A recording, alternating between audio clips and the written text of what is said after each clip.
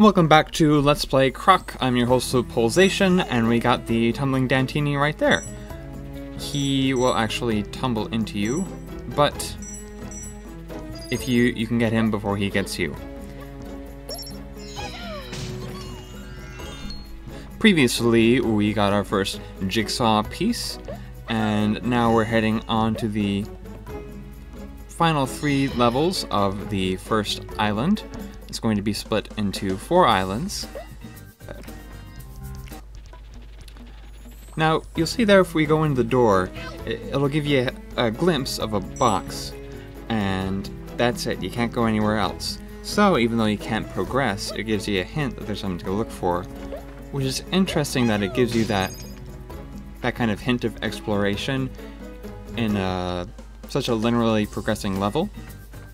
You know, with other games, like Zelda games, where the world is much more open-ended, for the most part, than this anyway, that it's almost more natural to get those hints here and there that there might be some sort of secret that you can go look for.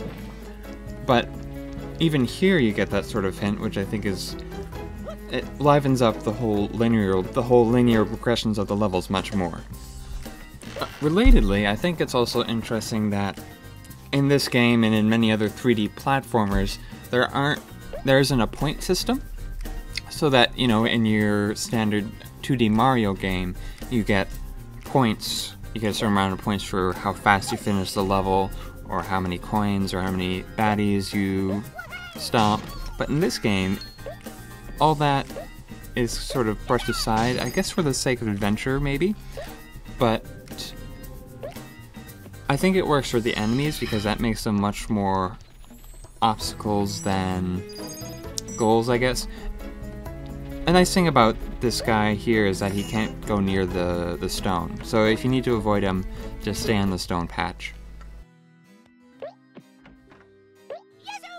I'm gonna reserve the second box of crystals in case I lose them for the way back.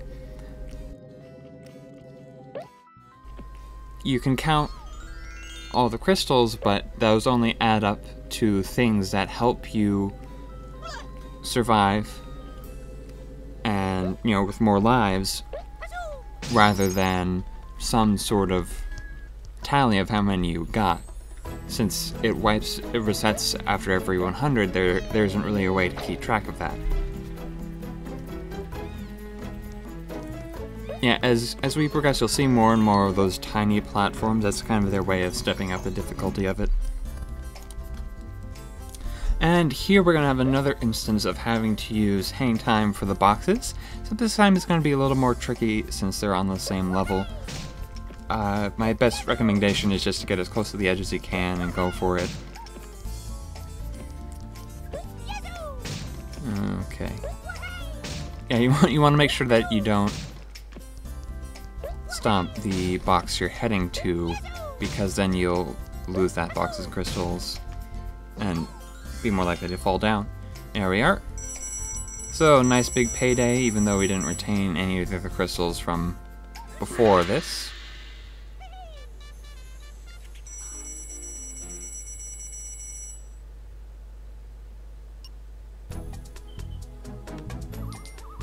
I apologize if my lives fluctuate. I've been cutting out parts where, you know, the bosses take a long time.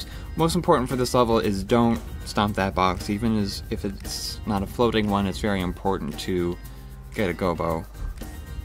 This is actually going to take me a lot of tries, so I'll see you guys when I can do that. I'll show.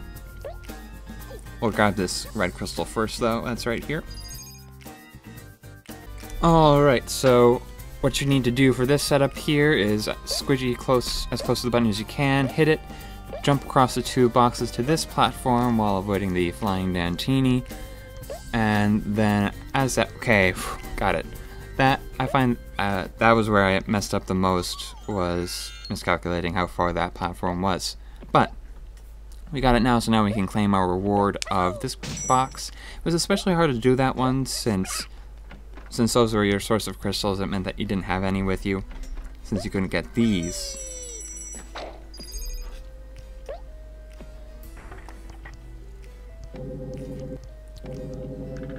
I wonder who made these strange pressure plate controlled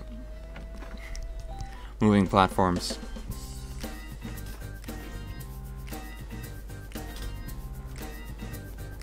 Okay, so now we got some live fireball guys. If you see, they're alternating which direction they're going. They each go perpendicular to each other.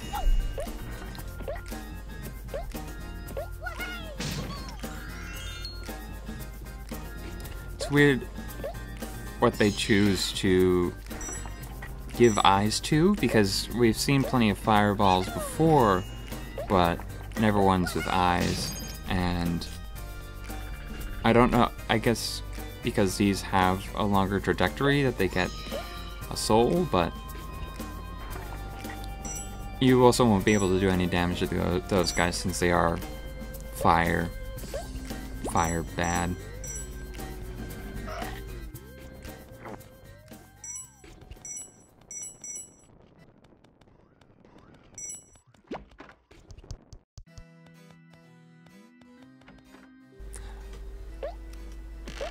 I also love the bottomless pit phenomena in 3D platformers, where there's just so many places in that particular world where if you fall off the cliff, you're falling forever, or at least until you hit the ground that someone painted black. So this is gonna be another instance of tricky hiding behind the gong, but this time for the crystal. And with that, we'll be able to hit the crystal door again. And for this one, this is another trick, trick followed by a trick, but it's really tempting to just go at it and break some of these boxes, especially these with 3 in a row. But what you gotta do is you gotta fall behind it, and there's the silver key behind those 3. But now you can claim your reward of all these boxes. I do like how a lot of these crystal rooms have just a stretch of boxes for you to get, since once you're past all those tricky situations, it's a nice reward. Other times you'll be greeted by a hard mini game or some even trickier platforming, so it doesn't always work out in your favor, but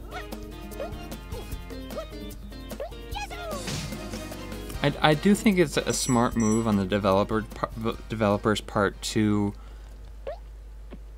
have sort of an automatic difficulty slider, where if you really are just looking for, you know, a quick run through of levels, you can do that. And if you're looking for more challenge, more things to collect, you can do that too. Okay, so with that, with another 2 levels down, I'll see you guys next time for the Descent of Darkness. Bye.